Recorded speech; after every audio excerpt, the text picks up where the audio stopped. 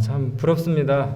예, 우리 정현이가 참 잘했는데 영어로 또 성경도 그렇게 잘 외우더라고요. 우리 그 밴드에 들어가면은 신명기 28장을 정현이가 영어로 외웠는데 발음도 참 좋고 아주 진짜 우리 정현이가 날이 갈수록 성장하고 또 진보하는 것 같습니다. 여러분 안녕하세요. 오늘은 특별히 우리 방송실에서 학생들이 이제 오늘부터 또 봉사를 이렇게 해주게 돼서 너무 감사드리고, 우리 많은 학생들이 방학이 끝나가지고 이제 기숙사로 돌아가고 또 학교로 갔지만은 저렇게 또 봉사하는 학생들이 있어서 우리 교회가 참 행복하고 또 좋은 것 같습니다. 오늘은 요한계시록 13장이 말하는 세상의 변화라고 하는 그런 제목으로 말씀의 은혜를 나누고자 합니다.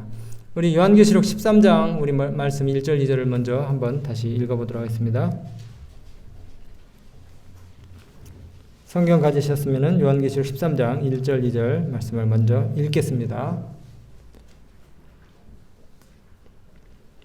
내가 보니 바다에서 한 짐승이 나오는데 뿔이 10이요 머리가 7이라. 그 뿔에는 10면류관이 있고 머리들에는 참남된 이름들이 있더라.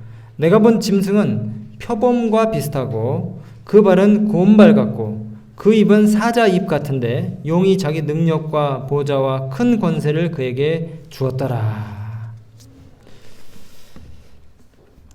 여러분 11월 1일에 아주 중요한 사건이 이제 일어날 건데요. 우리 관심을 끌게 될 이 로마 교황권의 몇몇 극적인 그런 그 움직임을 이 행사를 통해 가지고 여러분들 이제 보게 될 것입니다. 근데 이 변화들이 성경의 예언들을 다 성취하는 것들인데 분명히 우리 하나님께서는 미래를 아시는 분이기 때문에 성경에 예언한 내용대로 이 세상 역사를 이끌어 가실 것입니다. 여러분 요한계시록 13장 1절 우리가 방금 읽은 내용에 보니까 바다에서 한 짐승이 올라온다 그랬죠. 한 짐승이 올라오는데 뿔이 몇 개예요? 뿔이 10개고 머리가 몇 개요? 머리가 7개고 그 다음에 그 머리들에는 신성모독하는 이름들이 쓰여 있다 그랬어요. 그리고 이 짐승을 구체적으로 2절에 설명하는데 몸이 뭐와 같다 그랬어요? 표범과 같고 발은 뭐발과 같고? 곰발 같고. 그래서 그 곰발바닥 소발바닥 그 게임이 거기서 나왔나 했어요. 그 다음에 입은 무슨 입 같아요? 사자 입 같고. 그런데 이 짐승에게 누가? 용이 자기의 권세와 능력과 보호자를 줬다고 그렇게 나옵니다. 여러분 이 짐승은 동물원에서도 보기 힘든 그런 짐승이죠. 우리가 편의상 이 세 가지의 짐승을 짬뽕을 시켰으니까 복합짐승이라고 이렇게 얘기를 합니다. 복합짐승. 근데 이런 특징을 가진 짐승들이 어디에서 나옵니까? 다니엘 7장에서 나오죠. 다니엘 7장에서. 더 거슬러 올라가면은 창세기 3장 15절에 여자의 후손을 통해 가지고 메시아의 씨, 아이가 탄생을 하겠다고 그렇게 얘기했는데 유대의 혈통을 통해서 나게 될 이 메시아의 씨를 말리기 위해서 계속해서 이스라엘을 공격했던 이교의 국가들입니다. 바로 바벨론, 메데, 페르시아, 그리스, 로마 이런 나라들. 결국은 예수님을 십자가에 못 박은 나라가 어떤 나라입니까? 로마 나라죠. 유대인들이 죽였지만은 로마인들이 예수님을 십자가에 못 박는 그런 백성들이 됐어요. 바로 이 요한계시록 13장에 나오는 이제 첫 번째 짐승, 두 번째 짐승 중에서 우리가 편의상 부르는 복합 짐승, 첫 번째 짐승은 아까도 말씀드린 것처럼 다니엘 7장에 벨사살 원년에 다니엘이 이상 중에 보았던 4가지 짐승의 특성을 그대로 담고 있습니다. 짬뽕 시켜놓은 거예요. 다니엘 7장의 첫 번째 짐승, 바다에서 올라오는 첫 번째 짐승이 뭐였습니까? 날개 달린 사자였죠. 이 날개 달린 사자를 우리는 성경 자체의 해석을 통해 가지고 어떤 나라로 우리가 알고 있어요? 바벨론을 알고 있죠. 기원전 605년부터 539년까지 존재했던 바벨론 나라입니다. 그리고 이 바벨론이 멸망하고 어떤 나라가 또 일어났어요? 갈빗대 3개를 문 곰으로 표상된 이집트, 리디아, 바벨론을 갖다 정복하고 올라온 메데 페르시아. 이 메데 페르시아는 539년부터 기원전 331년까지 존재했던 나라고요. 그 다음에 메데 페르시아를 또 무너뜨리고 올라온 나라가 어떤 나라입니까? 철학으로 유명한 그리스, 아버지 필립 대왕의 후예였던 마게도니아 지방을 근거지로 해가지고 일어났던 알렉산더 대왕의 나라입니다. 그런데 이 알렉산더 대왕의 나라도 이제 기원전 168년에 전투를 통해 가지고 네 장소에서 나눠지면서 이제 로마라고 하는 나라가 또 등장을 해요. 그러면서 기원 후 476년까지 수백 년 동안 존재했던 강력한 나라가 바로 이 로마 나라입니다. 이 로마 나라가 이제 정치적인 로마에서 교황 로마, 종교적인 로마로 바뀌면서 이제 이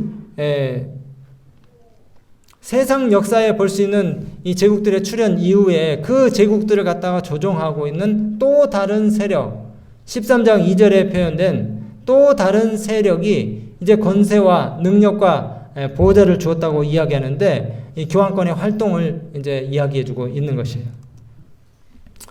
결국 이 짐승들을 다 싸잡아가지고 이제 조종하는 한 세력을 우리가 보게 되는데 그것은 바로 교황 로마입니다. 교황 로마. 여러분, 이 교황 로마로 상징되어진 이 짐승들의 권세를 준 세력이 요한계시록 13장 2절에 뭐라고 표현하고 있습니까? 용이라고 하죠. 용. 용은 12장에 보니까 뭐라고 했어요? 12장 9절에 보니까 큰 용이 내어 쫓기니 곧 옛뱀 곧 마귀라고 하는 사단이라 했죠. 용이 누구라고요? 사단입니다. 사단. 결국은 사단이 타락한 교회에 어마어마한 능력과 그 다음에 보좌와 권세를 준다는 이야기예요. 그래서 중세 1000년 동안 이 타락한 교회가 종교 재판이라고 하는 미명하에 수많은 무고한 그리스도인들을 갖다가 죽이고 면죄부를 팔고 성경에 나오지 않는 연옥 교리부터 시작해가지고 수백 가지의 교리를 만들어가지고 하나님을 공포해 하나님, 그 다음에 성경을 못 읽게 라틴어로 미사를 집전하면서 하나님의 사랑을 갖다가 왜곡시킨 그런 단체가 돼버린 거예요. 여러분, 이 사진은 전 로마 교회의 이 예수의 신부였던 알베르토 리베라라고 하는 사람이 이제 로마 교회에서 나와가지고 어떤 식으로 이 교회가 사람들을 회유하고 강요해서 하나님으로부터 멀어지게 했는지를 갖다가 증명해주는 그 사진입니다. 그리스도인들을 핍박한 사진. 마치 저기 뭡니까? 긴 말뚝으로 오뎅 무슨 꼬치 어묵 찌르듯이 사람을 찔러가지고 저렇게 장대 위에다 매다 놓고 많은 사람들이 저 무섭고 끔찍한 장면들을 보게 해서 공포감을 조장해가지고 교회에 충성하도록 만드는 거예요. 피드몬 계곡에서 로마 천주교 군인들이 저렇게 한 겁니다. 로마 교황권이 한참 득세를 하던 그런 시대에 이 교황권의 이 지상권을 도전하는 모든 그리스도인들이 너무나 잔인하게 죽었어요. 너무나 잔인하게. 개신교도라고 불리우는 그런 아주 선량한 그리스도인들이 이단이라는 이름으로 종교 재판을 받고 많은 사람들이 죽었는데 여기 보시면은 여러분 보시는 왼쪽에 렉이라고 하는 이 잔인한 고문 도구입니다. 저기다 사람의 팔과 다리를 묶어가지고 돌리면은 사지가 찢어져서 죽는 거예요. 톱으로 사람을 반쪽으로 내기도 하고. 그래서 다니엘 7장 25절 나오잖아요. 그가 장차 말로 즉히 높으신 자를 대적하고 즉히 높으신 자의 성도를 괴롭게 할 것이며 언제까지요? 한때와 두때와 반때까지 42대라고 하잖아요. 요한계시록에 1260년 동안 현 후 538년부터 1798년까지 1260년 동안 그 일을 교회가 한 것입니다. 여기 이 끔찍한 고문의 사용 도구들을 좀 보십시오. 저 그림을 자세히 보면은 사람을 저렇게 공중에다 매달아 놓고 엉덩이, 이 꼬리뼈를 갖다가 막 찍는 거예요. 저 날카로운 모서리에다가. 그 다음에 무릎을 갖다가 쪼개는 도구들이고요. 그 다음에 이 도구를 한번 보세요. 이 도구. 이 도구는 입에다가 저 뾰족한 침이 있는 그 방향으로 목구멍에다 저걸 집어넣습니다. 입에다 집어넣으면은 이 입 안이 이렇게 이제 둥글잖아요. 저 이렇게 볼록 끝부분 튀어나온 그 부분을 이 목젖 있는 데까지 깊숙이 집어넣어놓고 저 열쇠 손잡이 같은 부분을 갖다가 돌리면은 바이스 이렇게 벌어지는 것처럼 이렇게 벌어져요. 벌어지면은 뭡니까? 아구가 아주 이렇게 깨져가지고 죽는 거죠, 사람이. 이렇게 교회를 핍박하고 박해하던 천주교회가 이제 마침내 성경의 예언대로 그 세력을 잃는 계기가 있습니다. 다니엘 예언의 말씀대로 한때와 두때와 반때 동안에 다니엘 11장에 보면은 지혜로운 자들이 나타난다 그랬어요. 지혜로운 자들. 백성 중에 지혜로운 자들이 많은 사람을 가르칠 것이나 다니엘서 11장 33절이에요. 복음을 전하다가 이 사람들이 핍박을 당하는데 그들은 칼날과 불꽃과 사로잡힘과 약탈을 당하면서 여러 달 동안 몰락하리라 이렇게 예언하고 있어요. 정말 이 교황권의 전성시대 동안에 하나님 아는 백성들이 용기를 내서 사람들에게 진리를 바르게 전하기 위해서 숨어가지고 여기저기 유리방랑하면서 이 복음을 전하는데 walden스인들은 장사꾼으로 다니면서 집집을 방문하면서 성경을 가르쳤어요. 그들은 로마 교회의 정통성을 인정하지 않았고 교회가 결코 잘못할 수 없다는 그런 이론을 갖다가 반대하면서 교회와 싸웠습니다. 연옥설과 화채설과 죽은 자를 위해서 기도하는 그 모든 성경과 맞지 않는 교리들을 반대했어요. 그 중에는 제7일 안식일을 지키는 안식일 교인들도 있었습니다. 영국의 위클립, 그 다음에 그 제자들인 롤라드 사람들, 그리고 또 우리가 잘 알고 있는 그 보헤미아의 허스와 제롬, 수많은 종교 개혁자들이 여기 여러분들 보시는 것처럼 울리, 쭈빙글리, 마틴 루터, 존 켈빈 이런 사람들이 이단으로 정죄받는 그 그리스도인들의 그 희생들을 목격하면서 교회를 개혁하기 위하여 나타난 종교 개혁자들입니다. 여러분 그런데 이제 이 예언의 말씀대로 1260일의 끝에 1260년의 끝에 마침내 프랑스 혁명이 마지막 이 막바지에 다다르는 그 시절에 대혁명적인 사건이 일어나는데 그것은 바로 교황의 세력이 몰락을 당하는 것이에요. 프랑스 나폴레옹의 부하 벌티어 장군, 우리가 베르티어라고 들었죠. 벌티어 장군이 피우스 6세를 갖다가 볼모로 잡아가지고 유배지로 보내는 일을 통해 가지고 이제 교황의 시대는 끝났다고 생각을 했습니다. 근데 여러분 성경은 뭐라고 말합니까? 교황의 세력이 완전히 몰락했습니까? 아니면 다시 부활해서 일어날 것이라고 말합니까? 요한계시록 13장에 보면은 죽었던 상처가 낫게 되어서 온 세상 사람들이 이상히 여겨 그를 따른다고 그렇게 말씀하고 있잖아요. 다시 부활할 것에 대해서 성경이 예언하고 있어요. 여러분 이 그림은요, 그 프랑스의 유명한 박물관 루브르 박물관이 소장하고 있는 그림입니다. 그 중세시대 때는 왕의 그 대관식 때 누가 왕관을 씌워줘요? 왕 위에 군림했던 교황이 왕관을 씌워줬는데 이제 이 교황권의 몰락을 통해 가지고 나폴레옹 장군에게 누가 왕관을 씌웁니까? 자기 자신이 왕관을 씌우는 거예요. 이제 교황의 세력이, 교황의 지상권이 몰락을 했기 때문에. 그 사진입니다. 오스트리아의 하나의 그 황제로 전락을 했어요.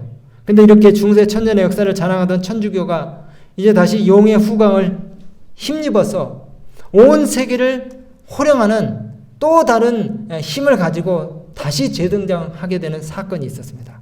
그것은 바로 1929년에 교황 피우스 11세하고 로마 그 바티칸 시티가 있던 그 이탈리아 제국이죠.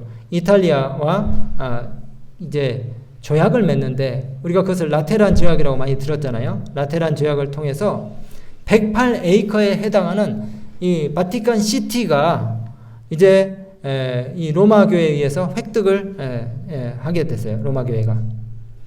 그러면서 전 세계 10억 명의 카톨릭 신자를 가지고 있는 이 로마 천주교회가 이 바티칸 이 시티를 중심으로 해가지고 전 세계를 호령하는 새로운 세력으로 이제 등장을 하는데 저 작은 도시국가가 전 세계 수백 개의 국가에 대사를 파견하고 그 다음에 또 독립적인 어떤 그 정치 활동을 하는 그런 나라로 등장을 하게 된 것이에요. 1929년 2월 11일 샌프란시스코 연대기의 이 기사 가운데 이런 내용이 있습니다. 오늘 밤 로마에 관한 문제는 과거에 대한 것이었으니 바티칸은 이탈리아와의 사이에 평화를 유지하고 있다. 중대한 문서에 상처를 낫게 함. 이게 어디 있는 표현입니까? 성경 요한계시록 13장에 있는 표현이죠. 상처를 낫게 함이라는 친필을 첨가하는 것에 관해서는 양편 다 극진한 진실성을 보였다. 이렇게 기록하고 있어요. 여러분 그래서 이 바티칸을 되찾은 로마 교회가 이제 막강한 힘을 발휘하게 되고 온 세상 사람들이 이상히 여겨 교황을 따르게 되었습니다. 제가 뭐 고등학교, 대학교 시절만 해도 1970년대, 80년대, 90년대만 해도 교황 요한 바오로 2세가 교황이었잖아요. 전 세계에 가장 많은 나라를 순방했던 교황이었어요. 교황 요한 바로 2세 있을 때. 그때 이 교황의 그 세력이 급부상을 했습니다. 급부상. 그리고 여러분 잘 아시는 것처럼 공산권이 어떻게 무너졌습니까? 소련과 그 다음에 동구 공산권 국가들이 어떻게 무너졌어요? 이 교황의 원조를 통해 가지고 공산권 국가들이 다 무너졌어요. 그의 머리 하나가 죽게 되었던 것 같은 상처가 나와가지고 다시 살아나는 그 일들이 이 예언의 성취를 통해서 그대로 일어나게 된 것입니다. 교황의 지상권이 이제 다시 살아나서 이제 특별한 형태의 예배가 강요될 것입니다. 그리고 미국의 헌법이 엉뚱한 방향으로 이제 가게 될 것이에요. 하나님의 말씀의 계명에 위배되는 그런 일들이 이제 일어나게 될 것이라는 겁니다. 그리고 13장 16, 17절에 그가 모든 자, 작은 자나 큰 자나 부자나 가난한 자나 자유인이나 종들이나 그 오른손의 이마에 뭐를 받게 하고요? 짐승의 표를 받게 하고 누구든지 이 표를 가진 자 외에는 매매를 못하게 하는 것이에요. 경제 제재 조치를 한다는 것입니다. 그리고 경제 보이콧을 한다는 것이에요. 그래서 많은 사람들이 이 교황의 이 통치 밑으로 다 들어오게 한다는 것이에요. 여러분 세상에 전례 없던 위기 가운데 우리가 살아가고 있다는 사실을 여러분들이 꼭 깨달으시게 되길 바랍니다. 대부분의 사람들이 이 성경의 예언에 대해서 무지해요. 그럼 우리 제7 안식 예수님께서는 수십 년 전부터 이 사실에 대해서 이야기를 했어요. 제가 오늘 이 설교를 한다 그래가지고 우리 오래 이 신앙을 해오시는 우리 어른들은 오늘 뭐 처음 듣는 얘기네 이렇게 하실 분 아무도 없으실 거예요. 다 들었던 얘기예요. 여러분 더욱 우리가 마지막 때에 살고 있다는 사실을 실감하게 하는 일들이 우리 주변에서 많이 일어나고 있습니다. 그리고 이 교황이 우리의 미래를 갖다가 주무리려고 해요. 진리를 오리와 혼합시키고 대중을 거짓되고 헛된 가르침에 먹잇감이 되게 만들고 있습니다. 그러나 우리의 모토는 여전히 성경에 나타난 것만 우리가 믿고 우리가 따른다는 거예요. 성경이 말하지 않는 것은 우리가 결코 인정할 수 없다는 것입니다. 이 세상에서 가장 강력한 나라, 민주주의의 요람이 되었고 지구상에서 가장 강력한 나라였던 이 미국이 지금 어디에 추파를 보내고 있습니까? 로마 교황청에 추파를 보내고 있어요. 원조를 요청하고 있습니다. 오늘 그 얘기를 좀 하려고 그래요. 여러분 그 냉전 시대는 1980년대, 70년대에는 세계에 가장 강력한 슈퍼파워가 어느 나라였습니까? 미국과 소련이었죠. 미국과 소련이었어요. 근데 오늘날 세계의 가장 강력한 슈퍼파워는 바로 미국과 교황청입니다. 미국과 교황청이에요. 온 세상 사람들이 하나님의 말씀을 대적하는 이 예배에 다 올인하도록 지금 작업을 하고 있는 것이에요. 그래서 요한계시록 13장에 두 짐승 중에 하나는 바로 첫 번째 짐승은 로마교회고 두 번째 짐승은 미국입니다. 미국이에요. 좀 더 구체적으로 말씀을 드리면은 자기 자신들이 도무지 뭘 하는지 알지도 못하는 사이에 로마 교황권의 발자취를 계속해서 따라가고 있는 것이 미국이라는 겁니다. 여러분 이제 제가 하나님의 말씀의 권위를 빌어서 말씀을 드리는데요. 지금 아주 매우 극적인 일들이 우리 주변에서 일어나고 있어요. 우리가 한 명이라도 더 회심시켜서 하나님의 말씀을 깨닫게 하는 것이 필요한 것입니다. 여기 바티칸 뉴스에 발표된 여러 내용들, 기사들을 보시면은 유럽의 그 가톨릭 협회가 2015년부터 시행하려는 액션 플랜이 하나 있습니다. 그게 뭐냐면은 러다토 시입니다. 러다토 시. 여러분 이제 앞으로 들어보실 거예요. 러다토 시. 이 러다토 시라고 하는 행동 강령 혹은 규칙을 2015년도에 가톨릭에서 정했습니다. 그리고 지금 이제 한 6년 정도 됐죠. 오늘 2021년이니까요. 근데 이게 뭐냐면은 환경을 우리가 살려야 된다 이거예요. 지구를 살려야 된다는 이야기입니다. 근데 이 지구를 살리기 위해서 휴식의 날을 정해야 된다는 거예요. 요점은. 성경적 관점으로 보면은 맞는 말일 수 있는데 잘 보면은 거기에는 속임수가 있습니다. 속임수. 이제 아까 서두에 제가 말씀드린 것처럼 11월 1일에 교황이 제26차 UN 기후변화협약 당사국 총회에 참석하게 될 거예요. 혹 안 참석할 수도 있는데 거의 참석할 확률이 99% 이상입니다. 여러분 이 초인류 세계 초인류 강대국으로 막강 파워를 행사하는 미국이 시면을 넘어서 이제 이 로마 교황에게 손을 잡기 위해서 추파를 던지는데 우리가 당신의 도움이 필요합니다. 당신의 지도력이 필요합니다. 이렇게 교황청이 이야기를 하면서 당신의 그 강력한 일성, 당신의 그 목소리를 전보다 더 강력하게 좀 오셔가지고 내주십시오. 이렇게 요청을 하는 거예요. 언제요? 돌아오는 11월 1일에. 어디에서요? 영국, 스코틀랜드, 글래스고에서 열리는 제26차 기후변화 협약 당사국 총회에 와서 얘기해달라는 겁니다. 이 러다토 시라고 하는 그 행동 강령의 메인 메시지를 가지고 얘기를 해달라는 거예요. 근데 이것은 사실 우리가 지금 순종하고 있는 10계명의 네 번째 계명, 안식일을 기억하여 거룩히 지키라는 이 계명과 전면적으로 배치되는 메시지입니다. 여러분, 이 사람은 누구냐면요. 전에 그 미국 클린턴 대통령 때인가 오바마 대통령 때인가요? 국무장관을 지냈던 존 케리입니다. 이 사람이 지금 바이든 행정부에서 기후변화 특사로 그렇게 기후 특사로 대통령 특사로 이렇게 임명이 돼가지고 이제 지난 5월 15일에 바이든 대통령의 명령을 받아가지고 어디에 갔냐면 교황청에 갔어요. 교황청에 가지고 이 존 케리가 교황한테 좀 전에 말씀드린 것처럼 요청을 했어요. 어떤 요청을 했냐면 거룩하신 교황님께서 특별한 권위를 가지고 우리 각자가 완수해야 될 의무에 대해 양극화 이념 분쟁으로 쪼개진 이 세상에 우리 모두가 다 함께 발맞춰서 나갈 수 있도록 오셔서 한 말씀 해주십시오. 그렇게 요청한 겁니다. 여기 밑에 영어 내용이 그거예요. 오셔서 한 말씀 꼭 해주십시오. 아니, 세계 각국의 정상 지도자들이 가는 회의에 왜 교황이 갑니까? 종교 지도자가 왜 가냐고요, 도대체. 그것도 세계 초인류 강대국도 아닌데 미국과 중국이 나서는 이 기후변화 협약에 왜 교황이 가냐고요. 그런데 교황은 기다렸다는 듯이 이 환경 문제에 대해서 우리가 2015년부터 러다토 시라고 하는 이 행동 강령을 갖다가 계속해서 발표하고 그 다음에 사람들에게 인지를 시키고 이렇게 해왔는데 잘 됐습니다. 잘 됐습니다. 우리가 꼭 참석하겠습니다. 내가 꼭 참석하겠습니다. 그렇게 프란시스 교황이 이야기를 했다는 거예요. 정말 이 교황이야말로 정말 이상할 정도로 세상을 향해서 아주 강력한 소리를 낼 수 있는 강력한 메시지를 전달할 수 있는 그런 인물로 지금 급부상하고 있는 것입니다. 여러분, 왜 미국의 대통령 특사가 아주 세상에서 가장 작은 도시국가에 가가지고 교황에게 아련을 해가지고 이런 요청을 해야 되는 것입니까? 도대체. 미국이라고 한 나라는 전 세계 초인류 강대국임에도 불구하고 아주 자국 이기주의, 실리주의에 아주 빠른 나라예요. 그래서 여러분 잘 아시는 것처럼 얼마 전에 아프가니스탄에 파병된 군사들 다 철수시켜버렸잖아요. 그래서 그냥 그 나라가 아수라장이가 되고 수많은 사람들이 막 학살을 당하고 어려움들이 있는데도 미국이 그렇게 냉정하게 빠져나오는 나라인데 그런 미국이 교황청에게 아쉬운 소리를 하고 있다는 거예요. 아쉬운 소리를.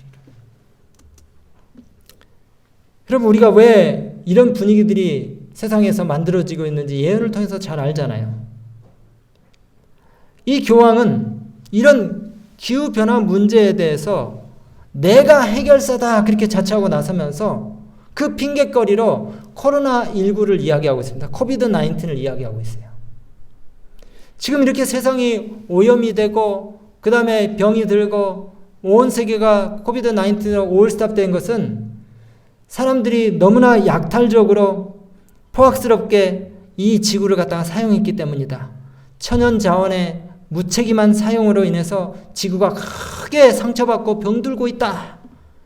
그러면서 무시무시한 환경위기에 우리가 대처하지 않으면 큰일 난다 이렇게 얘기하고 있어요. 거기까지는 맞는 말이에요. 맞는 말이에요. 그러면서 더 나아가서는 코로나 바이러스라는 세계적인 대유행병이 우리가 그동안 잘못 지구를 사용했기 때문에 이런 재앙이 왔다. 그러면서 이제 지구가 쉬게 해야 된다. 우리 인간들도 좀 쉬어야 된다. 휴식의 날을 정해야 된다. 이거 우리가 전해야 되는 메시지 아닙니까? 휴식의 날을 갖다가 정해야 된다. 하면서 그 휴식의 날로 어떤 날을 이야기하는 것입니까? 일요일을 얘기하는 것이에요. 일요일을. 지구 기후 변화와 관련된 일들을 하고 있는 이 카톨릭 측 대변인의 말에 따르면은 이 러다토 시라고 하는 이 법안은요, 이 행동 강령은 모든 세계인이 찾을 수 있는 희망이 거기 담겨 있다는 겁니다. 그러면서 환경을 보호하는 생활 습관과 그 다음에 또 사회를 만들자고 그렇게 주장하는데 이게 정말 우리가 해야 되는 일인데, 제가 다음 주 설교는 그런 내용의 설교를 좀 해야 되겠어요. 내일을 준비할 기회를 우리가 미리 마련하자. 이게 바로 교황이 2015년부터 얘기한 러다토 시입니다. 여러분, 그런데 여기에 아주 조금 섞인 오류가 진리를 싹 다 가려버렸어요. 저기 파인 함정을 눈을 안대를 가리고 저 사람이 자기 앞에 뭐가 있는지도 모르고 계속 진행하고 있는 것입니다. 엄청난 오류가 저기 있는 것이 세계적인 대유행병이 교황에게 전 지구적인 영향력을 행사할 수 있는 기회를 주고 있는 것입니다. 여러분, 이런 시대적인 변화를 통해서 우리가 미래에 대한 분명한 이정표를 갖고 계신 하나님을 바라봐야 될 것이에요. 하나님께서 뭐라고 말씀하셨습니까? 주 여호와께서는 자기의 비밀을 그종 선지자들에게 보이지 아니하시고는 결코 행하심이 없으시니라. 베드로전서 1장 19, 21절에 오직 흠없고 점없는 어린 양 같은 그리스도의 보배로운 피로 된 것이니라. 그는 창세전부터 미리 알린 바 되신 이나 말세에 너희를 위해서 나타나신 바 된 것이니라. 미리 알리신 바 됐다는 것이에요. 하나님께서 결코 미리 얘기하지 아니하시고는 어떤 일을 행하지 아니하셔요. 다 우리에게 성경을 통해서 알려주시고 그 종들을 통해서 미리 다 알려주셨다는 것입니다. 그래서 요한계시록 22장 7절에 이 두루마리의 예언의 말씀을 지키는 자가 뭐가 있다? 복이 있다. 복이 있다. 그렇기 때문에 우리가 이 마지막 역사의 한 정점에 살고 있으면서 정말 경험해보지 못한 그런 변화들을 우리가 겪고 있는데, 정말 이 코로나가 세상의 모든 것들을 다 바꿔버렸어요. 그러나 예언적 시간표대로 큰 변화를 향해서 달려가고 있는 우리 이 세상의 역사의 한 정점에 살고 있는 그리스도인들이 얼른 우리가 교황이 이 큰 목소리를 내기 전에 얼른 우리가 이 복음을 갖다가 가지고 세상을 나가가지고 사람들에게 이 하나님의 사랑의 메시지를 전해야 된다는 것이에요. 여러분, 아까도 말씀드린 것처럼 교황이 글래스고에 있는 회의만 가는 것이 아니고 이렇게 유엔에 가가지고 러다토 시에 대해서 이야기를 하고 교서를 발표하고 이런 일들을 계속해서 하고 있습니다, 여러분. 근데 다시 말씀드리지만 이 러다토 시라고 하는 그 정책에는 기후 변화에 대한 솔루션에 초점이 있는 것이 아니고 바로 일요일 법 제정과 관련된 문제가 가장 중요한 이슈라는 거예요.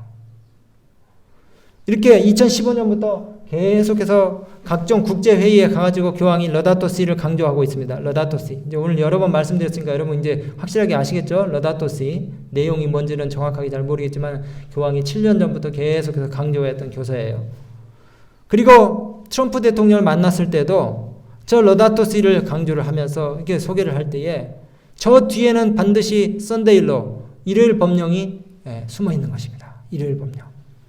근데 왜 일요일 법령이 저렇게 교황이 계속해서 강조하고 명분으로 삼고 있는가 나중에 봤더니, 여러분 근데 일요일은 많은 개신교들 장로, 감리교, 침례교, 성결교 기타 구세군 해가지고 일요일을 준수하는 많은 교회들이 그들은 알지 못하지만 천주교는 자기네들이 토요일을 일요일로 바뀌었다고 이야기하고 있어요. 여러분 그 가톨릭 교리문답에 보면은 어느 날이 안식일인가 그랬더니 여기 영어로 되어 있지만은 토요일이 안식일이다 분명히 얘기했잖아요. 그러면은 왜 토요일을 이 대신에 일요일을 지키는가? 그랬더니 뭐라 했습니까? 우리가 바꿨다 어쩔래 이렇게 돼 있어요.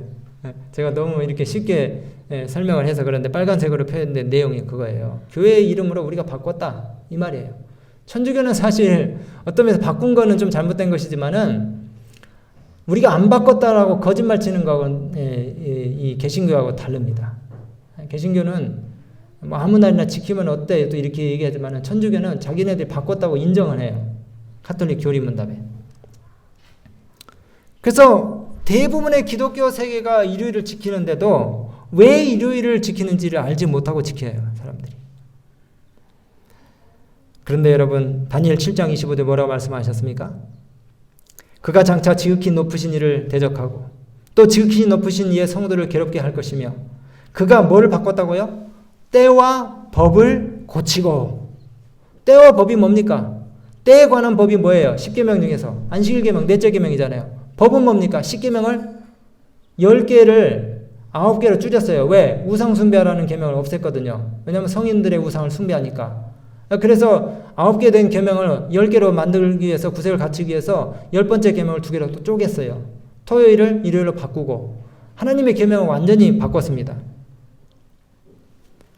이렇게 천주교회가 일요일 법령을 이제 만들려고 하는 이 이유는 그들이 교회의 권위로 토요일을 일요일로 바꿨기 때문에 그런 것이에요.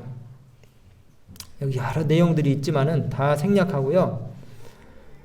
전통적으로 창조주의 손에 의해서 만들어진 이 세상이 리듬이 있는데 재생과 회복의 주기가 안식일을 통해서 정해졌어요. 그렇습니까? 과학자들이 연구를 해보니까 우리 이 생체 리듬도 그래요. 6일 동안 일하고 안식일의 쉼으로 인해서 완전한 회복이 이루어져요. 그런데 이 안식일의 법을 따라서 우리가 살아야 되는 이 그리스도인들에게 이제 이 교회가 바꾼 법을 통해 가지고 일요일을 이제 지키도록 하는 이유는 여기 바이든이 이 발표한 그 정책의 이 뉴욕 포스트에 나온 그 내용들을 보면은 우리가 왜 교황청이 이런 일을 하려고 하는지 그 의도를 알 수가 있어요. 그 지난 5월 4일자 뉴욕 포스트지에 이런 기사가 나왔습니다. 경제 활동을 그 기반으로 형성된 이 사회적 생산 기반을 하나로 묶어가지고 아주 강력하게 몰아붙일 수 있는 그 계획을 바이든이 원하고 있어요. 바이든 행정부가.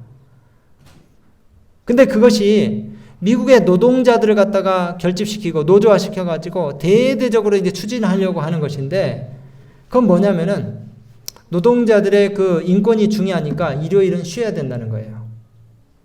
그 다음에 지금 우리가 코로나19로 인해서 사람들이 더더욱 뭐를 쉬게 해야 된다? 지구를 쉬게 해야 된다.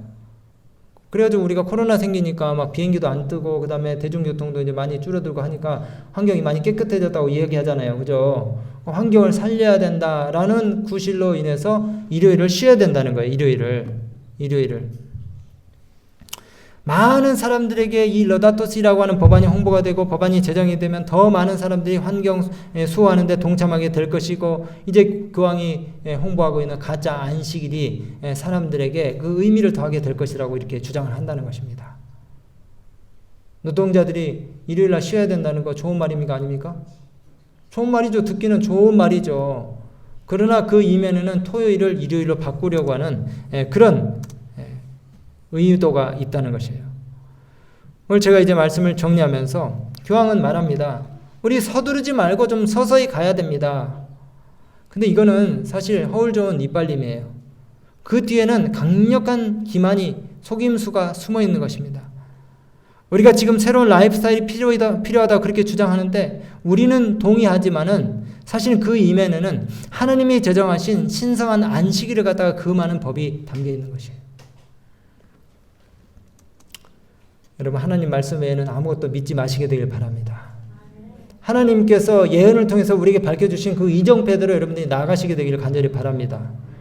우리 마지막 시대를 살아가는 그리스도인들이 어떻게 살아야 될지에 대해서 제가 마지막 날의 사건들을 다시 한번 읽어봤어요. 여기 히브리서 10장 23절부터 25절에 이런 말씀이 있습니다. 또 약속하신 이는 미쁘시니 우리가 믿는 도리의 사도이신 예수 그리스도 우리의 소망을 움직이지 말고 굳게 잡아서 서로 돌아봐서 사랑과 선행을 격려하며 어떻게 하라고요? 우리 교인들끼리 우리 믿음의 가족들끼리 사랑과 선행을 격려하면서 똘똘 뭉치라 그랬어요. 그리고 모이기를 패하는 자들의 어떤 습관과 같이 하지 말고 자주 부지런히 모여가지고 우리가 믿음을 독려하라고 그렇게 말씀했습니다. 이제 위드 코로나로 가면은 우리 정말 그동안에 숨기면서 우리가 주저해왔던 그런 모임들을 다시 재개하고 열심히 모여서 우리가 말씀을 연구하고 이렇게 해야 될 것 같아요. 오직 그날이 가까움을 볼수록 더욱 그리하자. 여러분 이 남은 자손들의 생활 방식과 활동들에 대해서 마지막 날의 사건들에 보면 이렇게 얘기하고 있습니다. 주님께서는 당신을 따르는 자들에게 개인 사업, 곧 대리인에 의해서 행해질 수 없는 사업을 맡겨주셨다 그랬어요. 그럼 우리 천안사랑 비전센터가 있지만은요, 장애인센터에서, 아동센터에서, 주간보호센터에서 우리가 해야 될 선교 사업을, 우리가 나누어야 될 사랑과 동정의 선행 사업을 대신해 주겠지, 이렇게 생각해서는 안 됩니다, 여러분. 우리가 초창기에 헌금을 하고 또 센터들을 만들기 위해서 헌신하고 했으니까 이제 센터들이 알아서 해주겠지, 이렇게 해서는 안 돼요. 여기 뭐라 그랬습니까? 복음을 전하는 일, 병자와 가난한 자들을 위해서 해야 될 봉사들, 잃어버린 자들에게 하나님 말씀을 전하는 이런 일들은 위원회나 조직된 자선단체에 맡겨져서는 안 된다 그랬어요. 우리가 그 단체, 기관에 일임해서는 안 되고 내가 해야 될 선교 사명들, 복음 사업들, 가난한 자들과 병자들을 위해서 해야 될 봉사들 해야 된다는 것이에요. 우리 각자가. 개인적인 희생, 직접적인 희생, 개인적인 책임과 노력이 필요하다는 것입니다. 여러분, 우리가 일상의 의무를 감당하기 위해서 직장에 가서 열심히 일을 해야 되지만은 또 집에 돌아와가지고 우리 주변에 있는 이웃들을 보살펴보고 돌아보고, 그 다음에 사람들에게 편지를 보내고 또 사람들에게 선물을 보내고, 이렇게 해가지고 우리 개인의 희생과 헌신과 노력과 책임과 의무들을 다함으로 인해서 마지막 복음 사업들을 우리 각자가 다 감당해야 된다고 말씀하고 계시는 것이에요. 오늘 말씀 마치면서 여러분, 매일의 우리의 생애가 마지막 날인 것처럼 그렇게 살아야 된다고 말씀하고 계십니다.